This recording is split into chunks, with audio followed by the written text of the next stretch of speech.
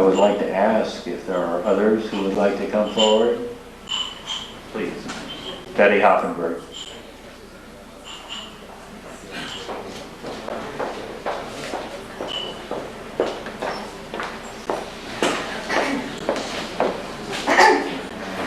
I'm not sure that this is totally relevant, but I'd like to push the ancestry back instead of just down. And I'd like to speak particularly for the California contingent, of which I'm one.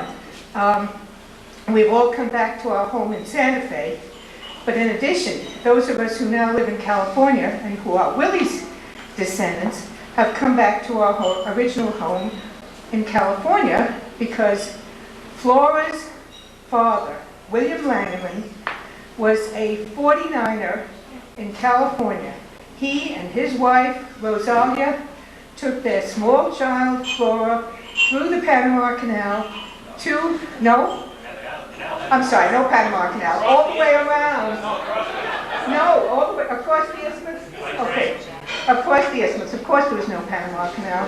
Across the isthmus, all the way to San Francisco. That's a good idea, that Panama Canal. Yeah, it was a good idea. It would have saved a lot of trouble.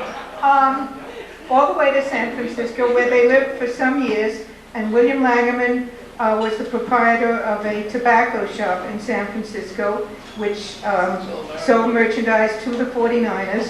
I also might add, I'm not sure if it's good or bad, and Will's daughter, Katie, has researched this matter, but she might wish to speak to you about it.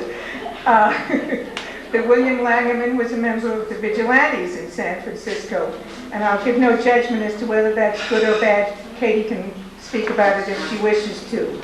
Thank you.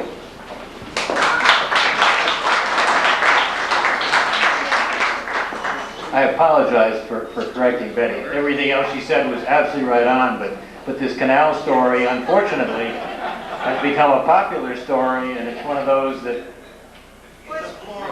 it's a Flora story. I mean, she said it was a canal too, so that's not Betty's mistake. But there's so many of the stories of the family that have. Yeah. Okay. Who else? Who's next? And I'm not going to be able to recognize you by name, but would you kindly? I should do this by name, but I apologize. Kay Sachs.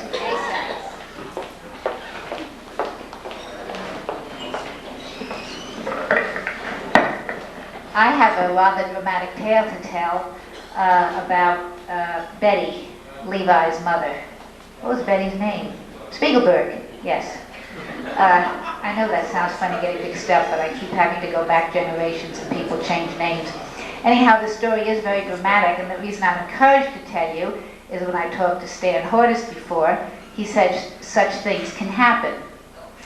Well, and also when I heard Nancy's mother talking about the Indian raid, it's getting more and more possible. The way I heard it is as follows. Apparently great-grandma Spiegelberg, was on the wagon train one day and an Indian came by, an Indian boy, kind of looking around. Well, it must have been because of the nearby raids, but the men came back at that time and apparently were going to do some harm to this Indian. So Grandma Spiegelberg said, spare him, or sparing him, or whatever, but she saved his life. At any rate, the next day, an Indian chief, it does sound a little fantastic, like wagon train or something, but an Indian chief came riding along with this boy. I see you nodding, Ruth. Have you heard this? Aha, good. Anyhow, this Indian chief came with a young boy and a young girl, and the Indian chief came up to great-grandma Spiegelberg, and said, you saved my son's life, and I want you to have these children. At any rate, it continues that they took the Indian children and raised them as their own. And the boy, Ruth is nodding in agreement, I feel better all the time. The boy was taken, as all the Spiegelberg children were, cultured and traveled well. He went to Switzerland with the family, and unfortunately, he drowned in Lake Geneva. However, the girl was my mother's nurse, and she was known as Indian Mary. And I've gone through some of the scrapbooks, and sure enough, there's Mother with Indian Mary. So I think that's a rather exciting Spiegelberg tale.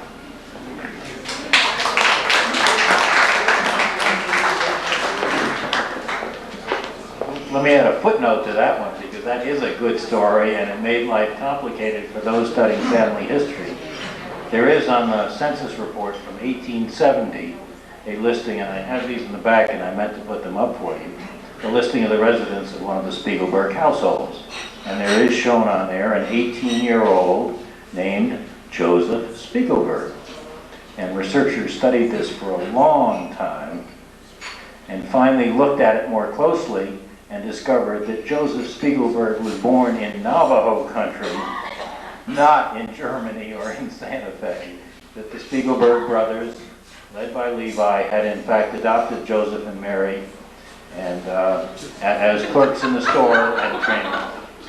And they probably named them Joseph and Mary, and I won't even tell your story.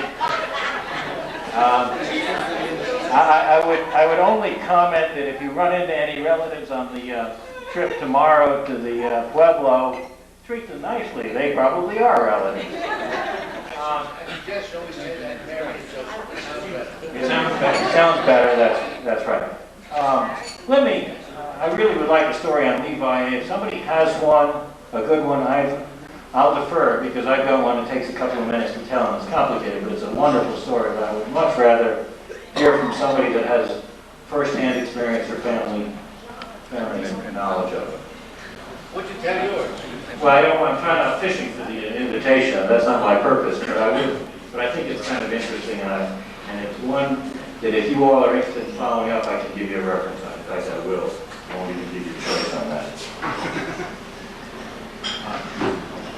The reason I tell this story is that we frequently forget the conditions that existed in the 1870s in New Mexico.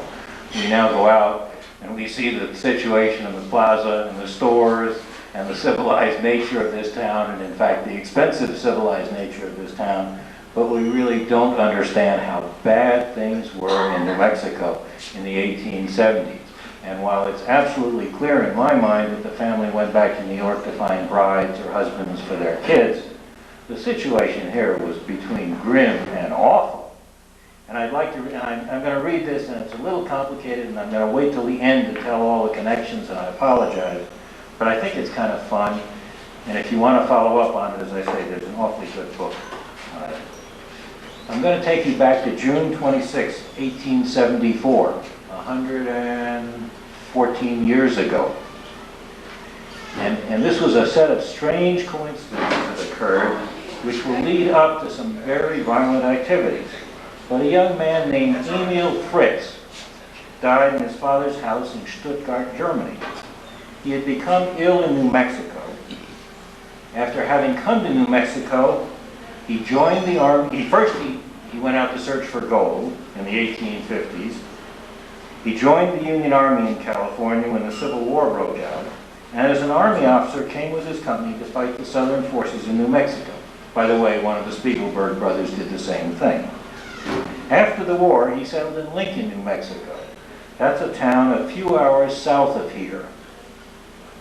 He became a partner in a local store run by L.G. Murphy. He died there in Stuttgart, as I think I indicated, in 1874. No will could be found to cover his estate. A local lawyer, and the name is significant, Alexander A. McSween, was told by the courts or learned that Fritz had a $10,000 life insurance policy. $10,000 in 1874 was a great deal of money. McSween went to New York and was able to collect all or most of the $10,000. A subsequent fight, however, developed over that money, and it turned into a bloody battle. The money became the focal point of an effort by McSween and his partner John Tunstall, both of whom were unsavory characters, to wrest control of the local businesses and local government from Mr. Murphy, who ran the business and probably controlled the town at the time. McSween wanted to keep the money from Murphy, who needed it to pay off his store's debts.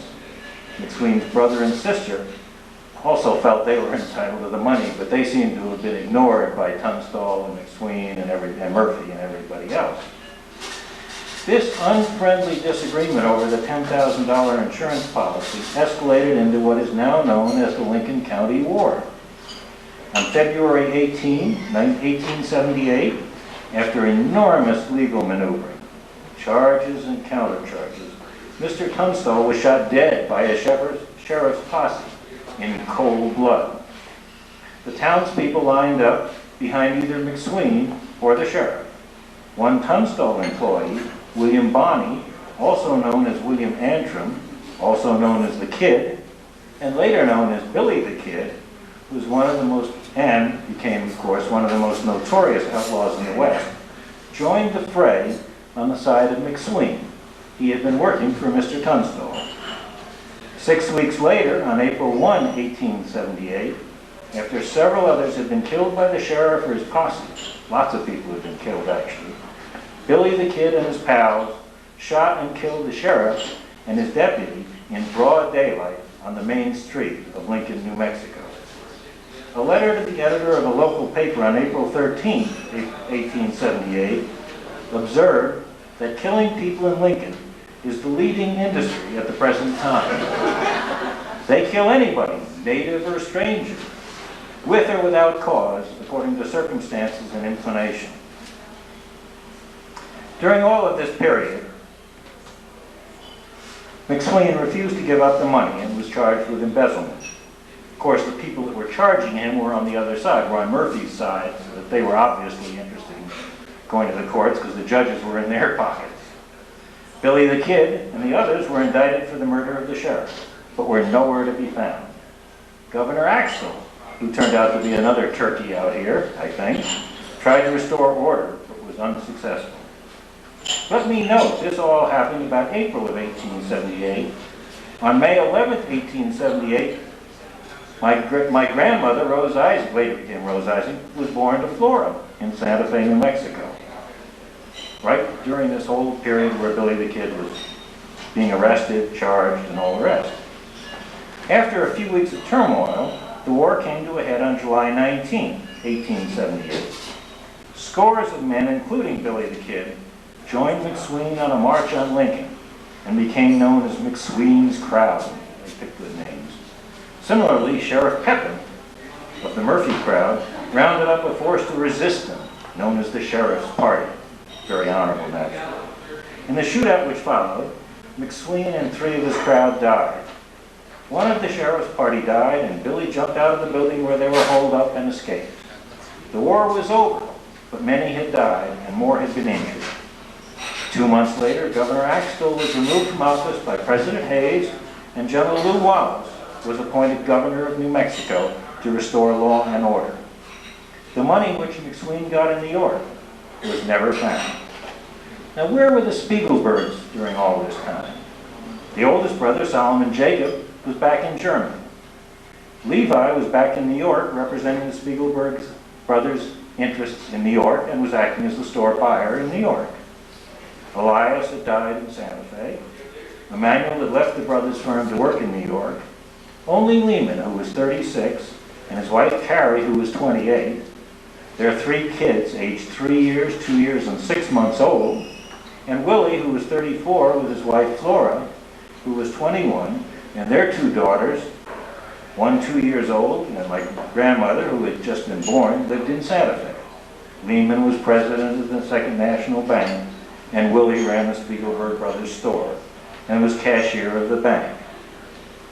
Was the family involved in the war? You bet they were. Where do you think McSween got the $10,000 or so, $10,000 or so dollars due from Fritz's insurance policy? From Levi Spiegelberg in New York, of course. It seems that either Mr. Murphy or his partner, Mr. Fritz, owed the Spiegelberg brothers a lot of money, which was why Murphy wanted the money later, of course, and had given Fritz's insurance policy to the Spiegelbergs to be used as collateral for the loans and the money owed to Spiegelberg brothers. The insurance company refused to give McSween the money, telling him that the Spiegelberg brothers owned the policy. McSween then went to New York to obtain the money from Levi. Levi wanted nothing to do with McSween, and after a very bitter argument, agreed to give McSween, or release to McSween, the $10,000, less $700 for expenses, but did not release the debt. Were the Spiegelbergs involved with the Lincoln County War? Would there have been a war had Fritz not used his policy as collateral with the Spiegelberg brothers for monies owed to Spiegelbergs? What might have happened if Levi had not given McSween the money? Did Billy the Kid get his start as a result of these activities? I'll leave the answers to these questions to you. But if you want to read the full story, there is a fascinating but complicated book, but worth reading, called Violence in Lincoln County by William Keller, who was a very prominent very prominent lawyer, I'm not sure who said it. The book itself is extraordinarily hard to find in its original issue, but I'm almost certain that the library, or the bookstore over here at the Palace, has paperback copies. Does it? It does. Okay, the bookstore now has paperback copies. You will find Levi's name all over the book. You will find... Okay, our authority here is going to help me too, and I appreciate that. There's another book that this gentleman here published. He's the Jim Matthews, president of the Historical Society. He's also director of the Museum of New Mexico Press Publications.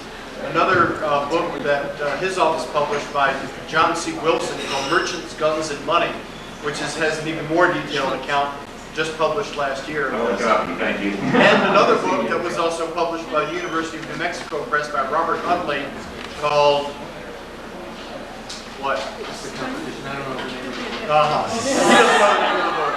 But also something like the history of Lincoln County War. Yeah, there are wonderful books on that period. I'll give you citations. And we would love citations. I personally want them from my library.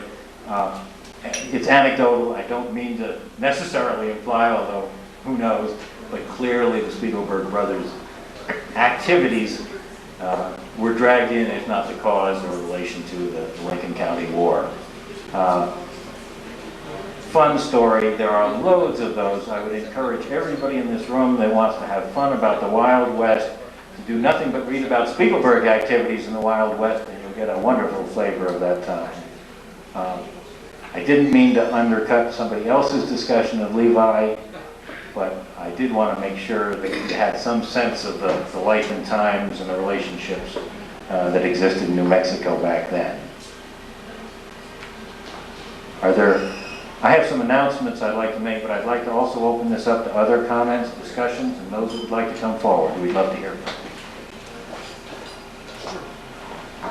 you. I'm John Frye, who is probably the son of the oldest living Spiegelberg granddaughter, Ethel Helen, who is now 94 years old, and who has a regret that she couldn't come to this wonderful reunion with the family. Before we left New York, I asked her for some anecdotes about the family, but I wouldn't repeat them here because I think they're kind of mixed up at this point. But she housed Levi Spiegelberg and Betty Spiegelberg till the day that they died. They lived with her. And she particularly asked me to find out about Ethel Frank, because Ethel Frank was the same name as what she had, and was a cousin that she knew about. So I was very glad to meet Sue and to find out that we both have Ethel Franks. And throughout the years, I've heard from my grandmother, who was also brought up by an Indian nurse, who probably was one of these Indians that they captured, or was given away, or whatever. And I don't have any pictures of it, but I was told all about it. And I also would like to say that when I was about 8 or 9 years old, I had met Flora Spiegelberg, who was my great-great-aunt, and she impressed me so much that I still remember her look. She was very austere, very straight, and gave me 2 books to read. I made sure that I was going to read them. That's about what I have to say. Thank you.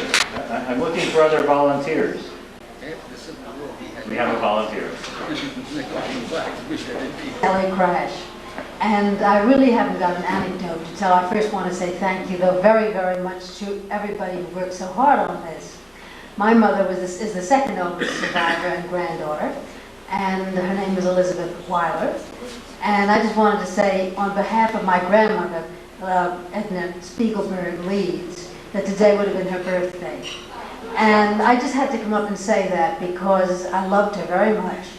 And I just sort of feel her here, and I think this is a wonderful birthday present. Thank you. Unless there's another announcement, I don't want to cut off anymore, but I think we're getting late. I have a couple of announcements. All of us I thank everybody for bringing memorabilia. This turned out to be far and beyond anything any of us expected.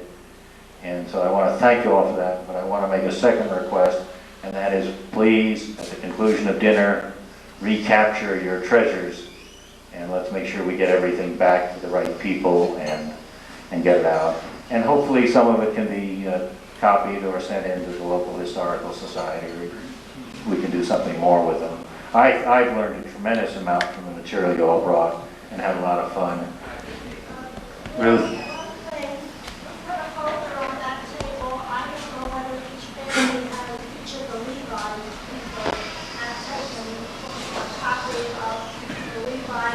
Genealogy. There were 25 copies there, so if you don't have one, please take one. The Xerox company loved this reunion. Sue? On this table also press releases of the prior publicity, and everybody, we haven't got our hands on certificate of state release and residences. Not do that hard work. But anyway, he did it all. Tomorrow's Daily New Mexican. They had a great, I won't say, maybe that was funny article about Spiegelberg's, and I don't want to count my picture before they're hashed.